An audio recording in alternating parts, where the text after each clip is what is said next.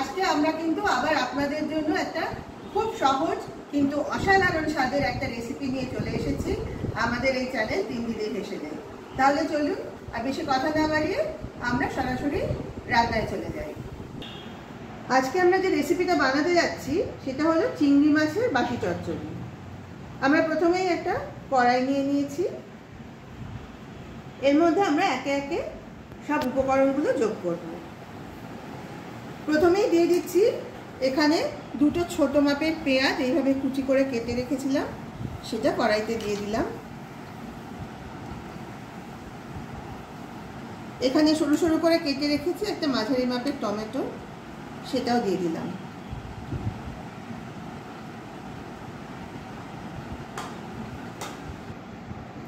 এবার এর মধ্যে দিয়ে দিচ্ছি 2 চামচ নারকেল কোড়া,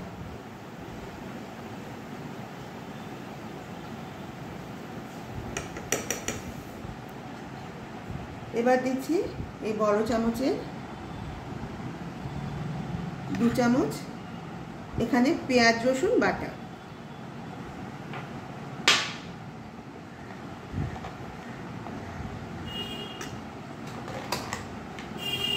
এরপর দিচ্ছি এই 1 চামচের একটু কম পরিমাণ শুকনো লঙ্কা বাটা,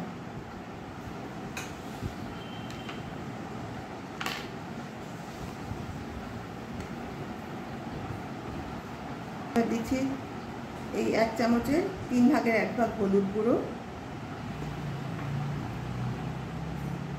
এবার চিংড়ি মাছটা দিয়ে দেবো। এখানে 300 গ্রাম চিংড়ি মাছ নিয়েছিলাম, সেটা বাছার পর এই পরিমাণ দাঁড়িয়েছে।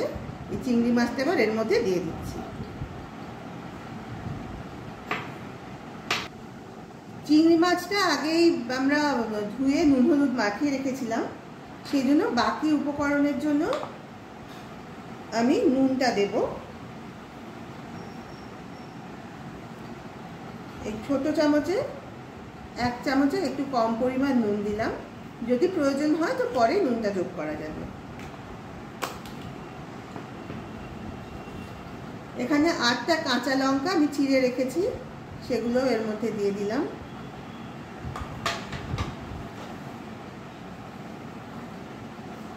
এবার দিয়ে দেব সামান্য চিনি, খুব সামান্য একটু চিনি দিলাম।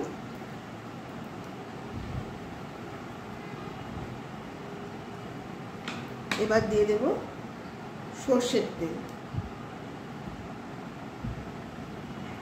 সর্ষের তেলটা আমি যদিও মেপে দিলাম না, এই বড় চামচের 2 থেকে 3 চামচ তেল এখানে দেওয়া হয়েছে। এবার আমি সব উপকরণগুলো ভালোভাবে হাতের সাহায্যে মেখে নেব।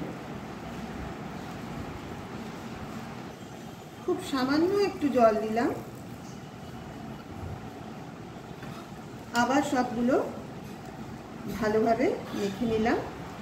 এবার কড়াইটা চাপা দিয়ে আমি গ্যাসে বসিয়ে দেব। রান্নাঘরে এসে গ্যাস জ্বেলে গ্যাসের ওপর আমি এই চিংড়ি শুধু কড়াইটা বসিয়ে দিয়েছি। আঁচটা কিন্তু এখানে কম রেখেছি।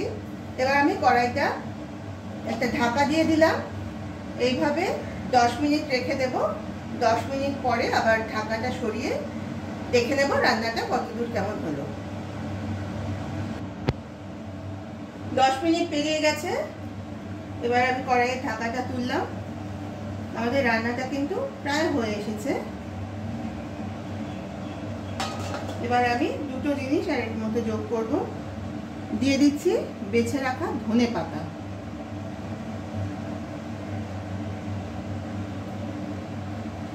এরপর উপর থেকে দিয়ে দেব একটু কাঁচা সর্ষের তেল। এটা আন্দাজে দিলাম, ওই বড় চামচের 2 চামচ মতো তেল।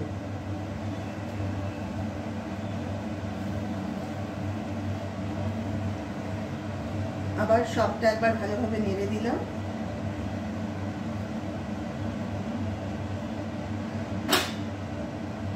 আরেকবার কড়াইতে ঢাকা দিয়ে দিচ্ছি এইভাবে, আর 5 মিনিট রাখলেই কিন্তু আমাদের রান্নাটা একেবারে কমপ্লিট হয়ে যাবে।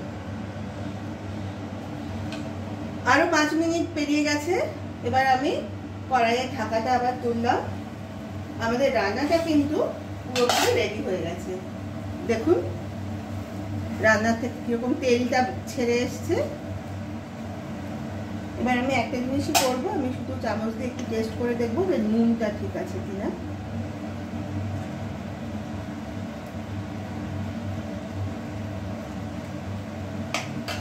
হ্যাঁ, একদম ঠিক আছে। তাহলে কিন্তু আমাদের আজকের রেসিপি চিংড়ির বাটি চচ্চড়ি একদম রেডি। আমি গ্যাসটা অফ করে দিলাম, কড়াইতে ঢাকা দিয়ে একটু রেস্টে রেখে দেবো।